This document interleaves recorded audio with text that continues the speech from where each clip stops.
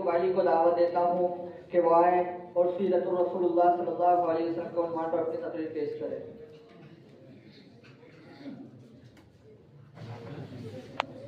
نحمده ونصلي على رسوله الكريم اما بعد فاعوذ بالله من الشيطان الرجيم بسم الله الرحمن الرحيم لا يأتيه الباطل من بين يديه ولا من خلفه تنزيل من حكيم حميد صدق اللہ العظیم.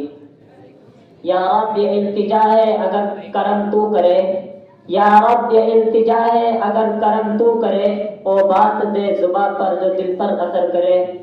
میرے دوستو، اللہ تبارک و تعالیٰ کا بہت بڑا احسان ہوا کہ اللہ تبارک و تعالیٰ نے مجھے آپ حضرات کے سامنے کچھ کہنے کا موقع عنایت فرمایا. میرے دوستو، میں نے خطبے کے دوران ایک آیت پڑھی تھی.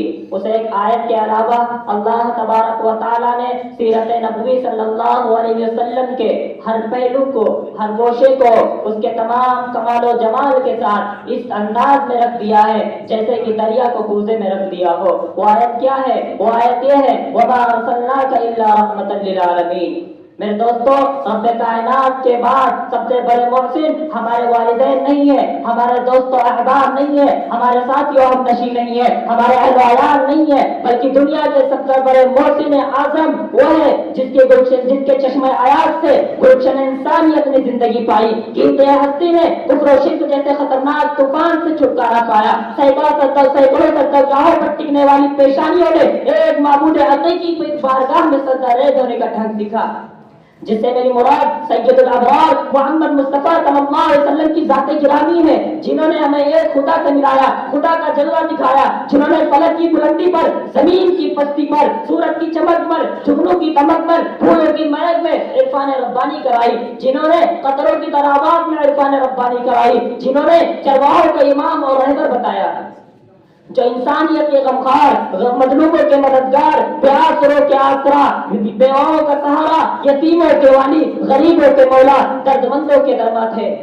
اور کیوں نہ ہوتے؟ کیونکہ اللہ نے آپ کو رحمت للعالمین بنا کر بھیجا تھا. یہی وجہ تھی کہ پوری دنیا پر آپ صلی اللہ علیہ وسلم کے احسانات تھے.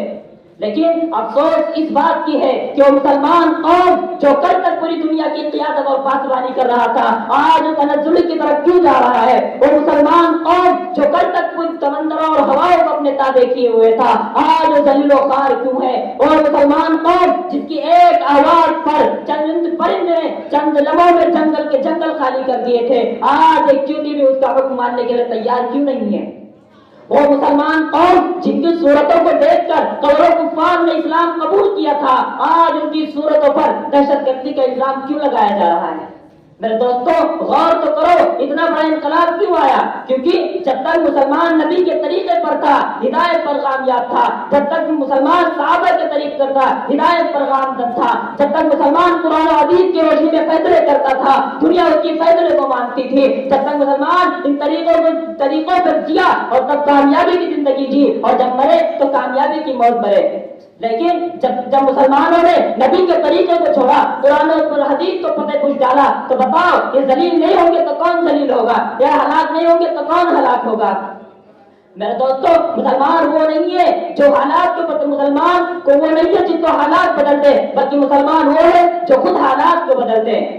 میرے دوستو، حضرت پاک صلی اللہ علیہ وسلم نے کہا تھا قص الشوارب کلھا، کہ تم اپنے داڑھیوں کو بڑھانا اور مونچھوں کو کٹانا. لیکن مسلمانوں نے آج اس کا الٹا کرنا شروع کیا. آج مسلمانوں نے اپنے داڑھیوں کو کٹایا اور مونچھوں کو بڑھایا. حضرت پاک صلی اللہ علیہ وسلم نے کہا تھا افشوا السلام بینکم، تم اپنے سلام کو پھیلانا. لیکن مسلمانوں نے اسے بھی پتہ کچھ ڈال دیا، مسلمانوں نے اسے بھی بلا دیا. حضرت پاک صلی اللہ علیہ وسلم نے کہا تھا اتقوا الدنیا، تم دنیا سے بچنا. لیکن آج مسلمان دنیا کے پیچھے پڑا ہوا ہے. اسی لیے تو مولانا ابو الحسن علی میاں ندوی علیہ الرحمہ نے لکھا ہے دنیاکم حبیبۃ لیکنھا غدارۃ وزوالھا قریبۃ وعزیزھا ذلیلۃ، کہ دنیا تمہیں پیاری ہے لیکن وہ دھوکے باز ہے. دنیا کا کوئی دوست نہیں ہوتا، اور جو اس کا دوست ہے وہ ذلیل ہے اور اس کا ظاہر ہونا قریب ہے.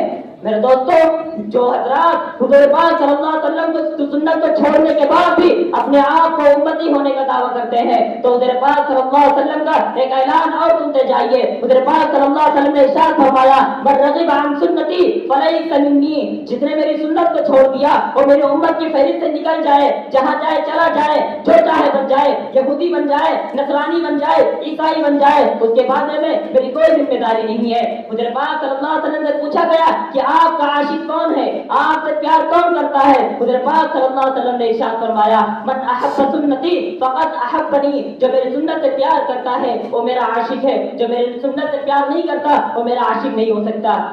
اس لیے اللہ تبارک و تعالیٰ سے دعا ہے کہ اللہ تبارک و تعالیٰ ہم سب کو حضور پاک صلی اللہ علیہ وسلم کے طریقے کو اپنانے کی توفیق عطا فرمائے۔ وآخر دعوانا الحمدللہ رب العالمین۔